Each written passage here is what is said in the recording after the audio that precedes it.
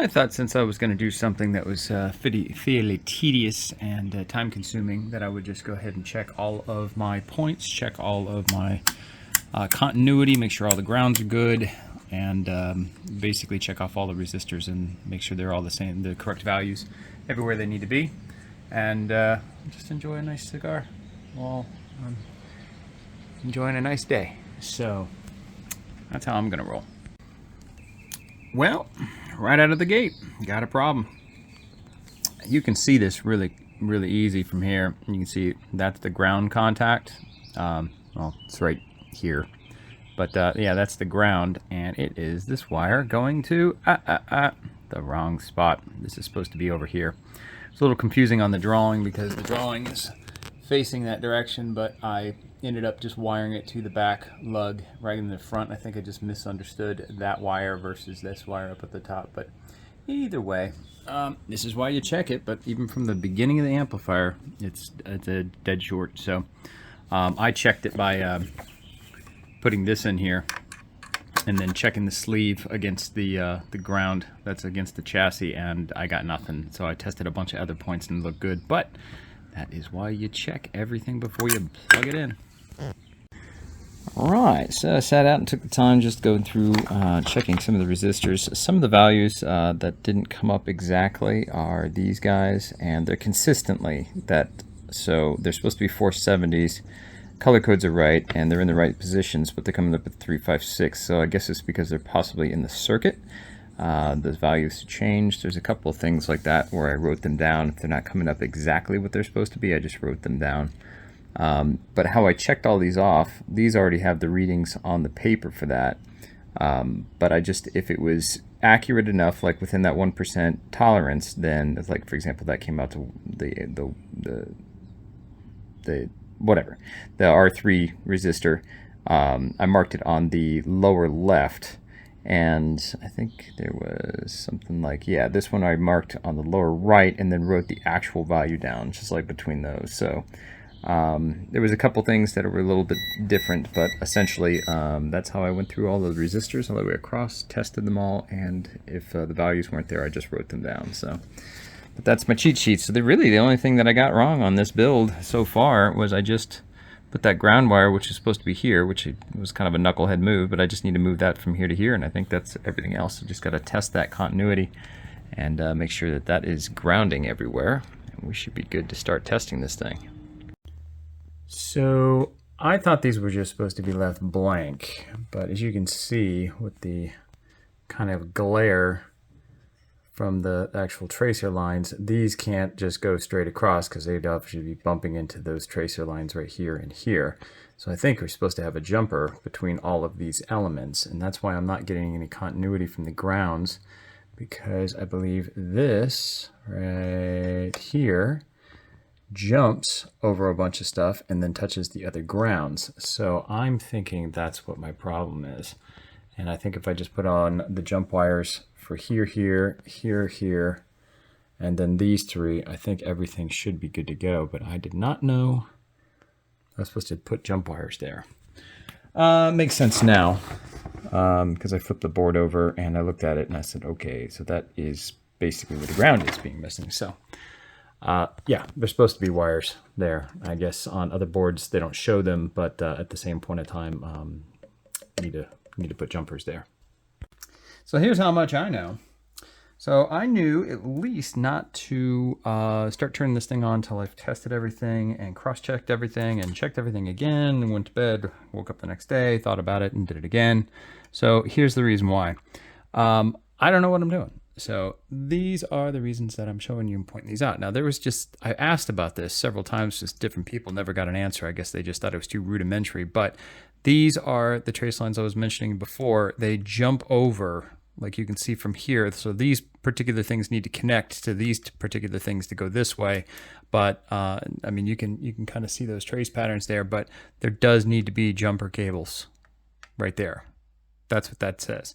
But there is no, you know, there's nothing there to indicate what that's supposed to be. There was this line that goes from here to here. That was actually on this schematic, which I'll show you. You can see this like red dotted line that goes from here to there. But these, I guess they just left these little trace lines there, just assuming that you knew that you needed to do that. So I'm telling you right now, and here's the proof. Before I put this jumper here that goes to one ground to the other, I wasn't getting any kind of ground. So now I'll go ahead and touch the input, the inside of the input jack. Let's see if we can touch that right there. We got ground. And then when we come over here to this ground on the chassis, we've got continuity now. So we're good now. So that's what we were missing before. So I need to finish, I put these two jumpers here and here, and this is for the ground, and then I just need to do these three. And that's it. So I did solder them from the back, or from the top. So I tinned the wire first, you know, stripped this, dipped it in some flux, tinned it so it was pretty, it had a good amount of solder in it, just dip in the hole, and then just to leave this little bit amount of the wire sticking out so you can put the solder on top and it'll bleed through. And if you got a really solid connection, it's good to go. And then we can test it from there. Anyways, so last three things and then we should be able to go. Okay, cool. So these are good solid contacts here, here, here, and here. So those were the 6 jumpers that you had to put in. According to the sheet, I didn't see that there was any other jumpers anywhere else, anywhere on the boards or anything else. So that's pretty much it. So again, we got the jumper from here to here, here, here, here, here, and these 3. So that should be it. Again, testing the continuity one more time for poops and giggles. Just touch the ground over here, touch the input jack over here. Perfect. All right, so that makes me happy. So all of the grounds are now connected. So I don't have to worry about that because obviously these are all working. Yep. And then touch the ground over here and the ground over here. Good to go. All right, so that is supposed to be the foot switch ground. That's good. All right. Whew, crisis averted. I think that's it for soldering. I think that's it. I think all of the connections are good. Pretty much went through all the wires and all the other stuff where they were supposed to go. There was just a couple things that I needed to fix. You're probably wondering what all this black stuff is. I will tell you, the shrink tubing that I got was off of Amazon, and it's just this stuff. You can even feel it in your hand. It's just really, really cheap, and the heat caused these bubbles, and I think it's just so thin that once it gets warm, it basically just almost turns into nothing. So it's almost useless. It looks really pretty, but for the grand scheme of things, don't order that. I would have just rather have done regular wire all the way across. I mean, you're never going to see the inside of this. It looks pretty for us while we're looking at it now, but realistically it's going to be upside down. You'll never see the inside of this amplifier when it's all built, so unless it ever needs to be serviced. So we're the only ones to get to look at the cool stuff. But for the most part, there it is. Groovy, groovy. Just take your time with these guys. I'm telling you, I was just looking at that very last one, and that was also a point that I forgot to miss, or I missed soldering. So I fixed that now, so I have to give this thing a yet another go over, just because my eyes are open and I've seen how many small errors that I've made. And again, this is my first build, so that's okay. But I need to go through every single one of these points and make sure they're all good to go. Because what I think would happen is I just got into connecting all of these wires and just putting them there, and then get distracted and come over to do something else and just forget to do that one particular wire. So take your time with it. Well, this was a tragedy. Now I'm going to have to deal with this. So this is where it can be confusing. Now there's the little notch breakout, and this does not have it. If you actually see this right here, this does not have that little notchy thing breakout, but it does say at the very top, which is extremely difficult without magnifying glass, that's a plus, that's a minus. But you can see right here where it says DB101, and the words are up here, and you see these little phase things. Flip this up, you can see it's in reverse. So that's why it's smoked. So have to cut that out and resolder another part. I have to wait for it to get in the mail, so we are at a dead stop. But we also did fix the limiter over here. Got that to work, but we'll deal with it. Well, this one bit me. It is clear on the drawing here that the positive is on the bottom left and the negative is on the right, and those sine waves are on the top. But notice the orientation of the lettering, which is DB101, and then there's a notch cut out. Now what ended up happening is the same thing over here. you can see that there is that same exact writing, but on the chip itself. The chip itself is extremely confusing, because if you look at the writing like this, and you can barely see where the markings are. I was just going based off of the writing and that, but if you look really, really, really close, oh, okay, I think it's getting it. All right, well, anyways, you can see that very, very closely. You can see that positive at the top right and the negative at the bottom left. And if you can see right here, there's like those little sine wave things, but it is extremely hard to see. Now you can actually see it. You can see that plus at the top right, minus at the left. So, but when this thing is orientated, obviously there's no notch cut out, you know, from what we were talking about. There's no little thing. Okay, now you can really see it. But that is what screwed me up. It should have been orientated like this. It would have been nice if it had a little notch. So it was meant to go like that, and it smoked. So I have to cut it off, put some heat here, some flux, and see if I can't poke those things through with a resistor lead, and do another startup. We'll see. Well, I was successfully able to get those pins out and leave, you know, big enough holes for the new connections. Just had to get a couple of wires that were just long enough to get there, like this one. So there's 1, 2, I get the B plus, or the main voltage from here. So that was 1, 2, 3, 4, and then a ground. I think that was about it. And then I just basically took these off to give them a little bit of relief. 10-minute repair, not a big deal.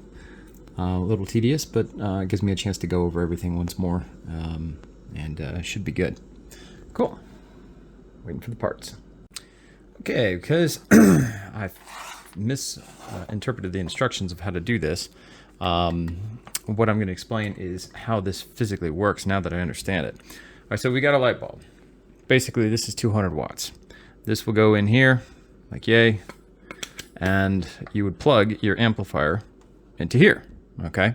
Now, the whole idea of this, okay, is this is drawing 200 watts. So whatever is going to be going into this is actually going to go into this first before it actually hits this.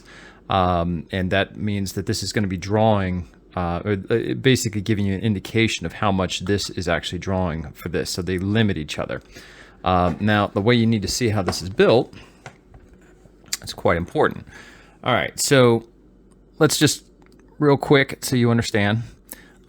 This is the hot port, and this is the common. So I'll keep my finger over here, and you'll see on this side, this right here would be the hot. Okay, so these are two hots. Now, this would be your common, okay, or the white wire. And I know this is a little confusing. Romex in your house would basically be a black wire would be hot, the white wire would be the common, and then the bare wire would be ground. In this case, it's green with a yellow stripe. So I tested the continuity simply just by putting a multimeter against this point and this point and this point and this point, blah, blah, blah. And then I figured out that this is the correct orientation for all that. Now, a couple of modifications had to be made to this actual switch for this actually to work. So what you had to do is you have to break off. If you look really closely right here, there was a bridge, a little piece of brass for those connections that actually touch these. That way, you normally, when you do this particular thing, unless you have to feed another outlet, you would just take the main power source. If it was only the single or last part of the outlet source, you would just, you know, put the white here on the bottom, the black here on the bottom, and then your ground, and you'd be fine. And since these carry contact between the two, so they have continuity between these two, this one will power this one equally. So that's why this doesn't work if you didn't break off these tabs, okay? So you just put a pair of needle nose and just work them back and forth, and they will break off. That's why this does what it does. So in this configuration, what we're doing is we're putting the hot on the bottom right here, and again on this side, nothing is touching these 2 points, okay? And so what we're doing is we're putting the common over here, okay? And so they're in diagonal.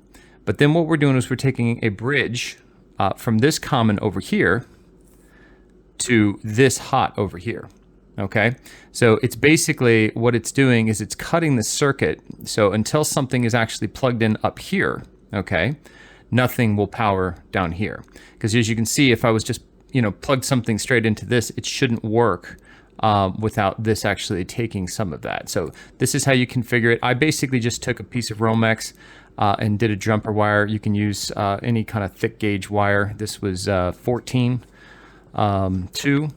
And so that's basically how this box looks when it's put together correctly. In a second, I'll go ahead and hook it up. Let me get these screws back in here. Okay, so we've got the screws back in there. We've got the bulb in there. Now, this is the indication. I'm going to plug it into this because it has a switch. Sorry about that. All right, so now that it's plugged in, we'll go ahead and turn power onto it, and nothing happens. That is a good sign. That means that this is actually working. Okay, so we should be able to grab this, pop it in here, and again, nothing happens. So here's the idea behind this. I'll just prove to you. I'm going to turn this off, and I'm going to plug this guy, which is a very, this pulls a lot of amps. So what we're going to do is just test on low setting and high setting. So as you can see, there's no power going to the unit. Okay, so when I turn this on, still nothing happens, but watch when I put it on the low setting. Now this thing is not running hardly at all. See how it's being limited? It should be blowing hardcore. So that's basically an indication. Now that's on the low setting. That's on the high setting. You see that's super bright. So, and then we'll go to the brightness. That even gets brighter. So this thing doesn't even work without that. So this is basically less than 100 watts. I don't know what it actually says. Let's see. It is, well, it's drawing 1500 watts, which is, sorry about the shaking. But yeah, you can see this gun actually has a 1500 watt rating. So that's where it goes. But it won't work without this. So let's plug this straight into this just to see what it does. Get it in there. There we go. And so this is what it should do. Okay, so that's working at its full potential. So that's how you know that this thing is actually being some kind of protection between putting too much voltages. Now I smoked one of the components on my amplifier on first startup because the polarity was reversed. It was this little guy, the DB101, this bridge rectifier. So this has been dealt with. We're going to put a new one in a couple days. But I want to show you on another test. This is a source for a fan. And you can imagine this thing does not pull nearly as much as a heat lamp. So we're going to go ahead and plug this guy in there and then turn it on the lowest setting. And you really can't see anything on that. Okay, I'll turn the light off here. You can see the low. Now go a little slightly higher. And you can see it glowing a little bit. And the higher setting, now you have an indication of how much it's actually drawing. Pretty cool, right? So that's the essence of how that works. Now what we're going to do is I'm going to take this bulb and replace it with, now that's a 200 watt. Whoops. Let me get my 300 watt and really see what it does.